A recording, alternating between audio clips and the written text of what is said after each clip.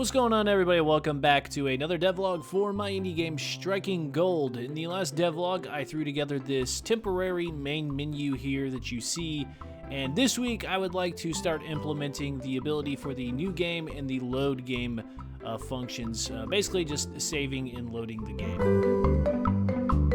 Here is a quick look at what I will be working on. So everything for the save and load feature has to be copied over, so we're going to be trying to get the HUD variables, that resources, the logs and whatnot, but the NPCs in the buildings as well. Obviously, the NPCs is probably going to be the most difficult because each NPC has several points of data that also has to be copied over to make sure that when it is loaded, the NPC is doing the exact same thing as it was doing before. So that's going to be quite interesting.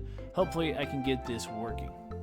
So I've implemented the load and save feature to the game, and it's working successfully. So basically, the only thing I've implemented so far is the basic variables up top here, the resources, and then the money and whatnot. So I know the load and save function itself is working properly. I'm going to start working on the buildings and see if I can get that to save. Alright, so I have not been so successful on saving and loading the buildings so far. So I've been working on this for quite a while now, and I just, for the life of me, cannot get these buildings to load into the game. I have them saving, but for whatever reason they have not been loading. And my logic in my code seems perfect. I don't understand what's going on. So as this game has progressed, I've literally been tracking every single building in the game and storing them in an array already. I've already been doing this throughout this entire time, so I thought I could easily take this array of actors that I've been having, save that, and then when I want to load it, just loop through that same array and spawn each actor that was already stored in this array, if that makes any sense. And this should have worked. It should have been super simple. But upon further research, it actually turns out that Unreal Engine does not support loading in array of actors for some reason. So after trying to figure out why in the world my code was not working, it turns out it's Unreal Engine's fault, basically. So I have to find a way to work around this instead of using an array of actors. I think I have an approach that I can get around this. So each building also has a tag assigned to it. For instance, the trading post here has a tag titled trading post just to help identify it. So if I get every single tag of every single building that does identify it to what building it is specifically, I can individually spawn every single building based off of its tag, which is going to take a little bit more code. It's going to take a little bit more process to actually get this to work than the way I was approaching it before, but obviously that way wasn't working. So I'm going to try this out and see, hopefully I can get something working through this method. Alright, so I think my method is actually working. So let me show you what I got going on here so far. So like I mentioned before, I'm getting each building tag assigned. I'm going to loop through this building tag of arrays that I have, and then for each element it just determines whether or not what the tag is. For instance, if it's a miner's home there, it will spawn the miner's tent. And then vice versa. It just checks for each tag, and then if the tag is equal to what should be spawned, it's going to spawn that individual building. Why this takes a longer process is because you can see here I have to test every single element for every single building that's in the game. So at the moment we only have 10 buildings, but you can imagine how lengthy that code will probably be if I have a significant amount more buildings, which I don't know how many more buildings I'm going to add, but it works. So if we take a look here, we have these 3 buildings. So if I go and save the file and then we quit the game and load it back up, which I use this new game button, but ignore that fact. You can see here it does load the buildings in, so that's very good. So we're actually getting some progress here. Each building is loaded in. Now, obviously, I was able to place another miner's home there, which I do not want. We only want one of these in there because it spawns the main character. So I do need to implement that code to prevent you being able to spawn in multiple of those. But now I got to work on some data for each one of these buildings. Like, for instance, that miner's tent there, it did have a vacant sign above it when we saved it, but when we loaded it in, that vacant sign was not there. So data for these actors also need to be transferred over, not just the actor themselves. So I don't think there's a whole lot of data in these buildings, not as much as the NPCs do, so I don't think it's going to be too difficult, but I think I'm going to leave it as is for now, and I'm going to move on to the NPCs and see if I can get the NPCs working too. I'm hoping I can use the same approach that I just used for the buildings and use that for the NPCs as well. So let me see if I can get that working. I actually started reading this book titled Ghost Town Living, and you might even recognize it because he is a YouTuber here where he showcases his journey in an abandoned mining town, and I thought that was pretty fitting for striking gold. This is by no means sponsored in any ways. I just thought this was super fitting to the game because obviously striking gold is revolved around mining and the mining town. So I started reading this hoping that I could maybe get some inspiration about the times. I'm not sure if this book covers a whole lot of history about the town itself or just Brent's experience in it, but either way I thought I'd give it a shot, and who knows, maybe I can get Cerro Gordo featured in Striking Gold one day. Making a little bit of progress on loading the NPCs. This is my first successful attempt at actually getting this to work. So obviously you place the NPC, the building. So there's things that I want to copy over with the NPC, such as the name. We got Walter Nelson here. Things like his skin, his mesh, obviously we want to copy over, and his location and whatnot. So the NPC's location does save, and it does load in the character. Now, all the other data for some reason is not saving. I do have that implemented. Obviously it's not working.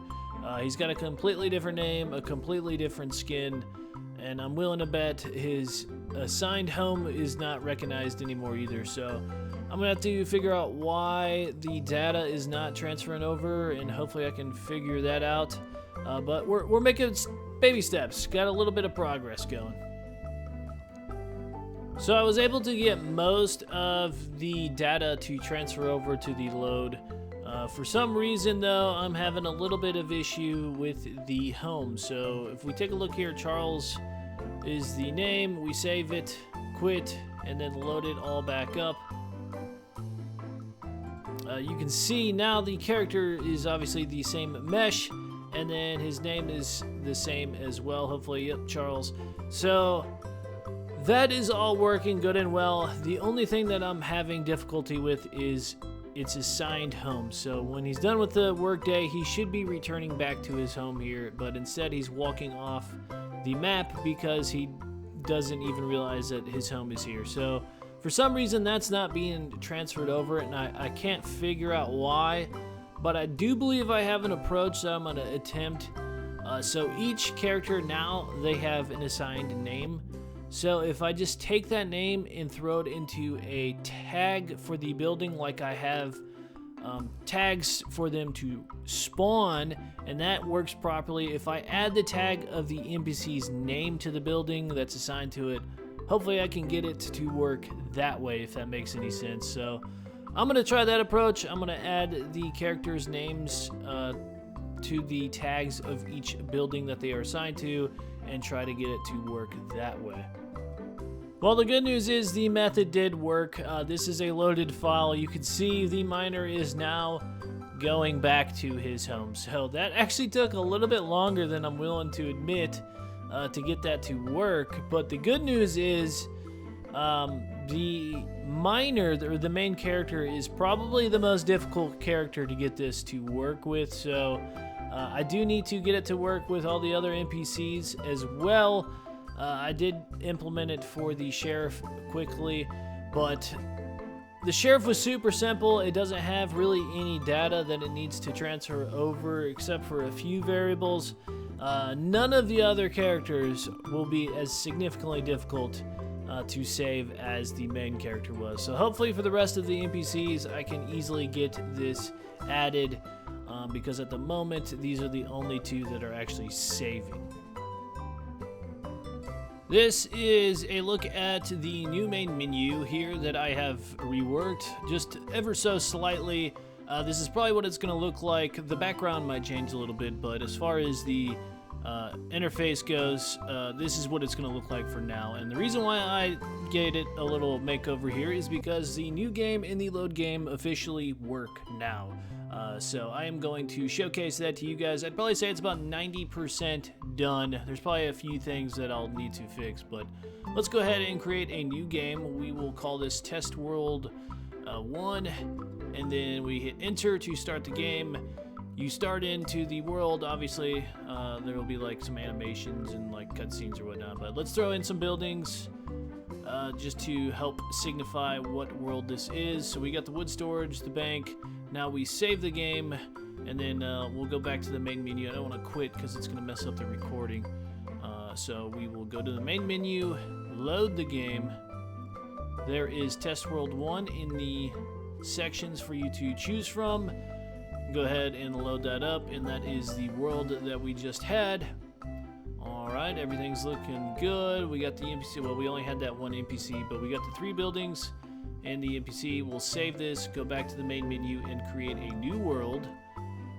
We will call this world Test World 2.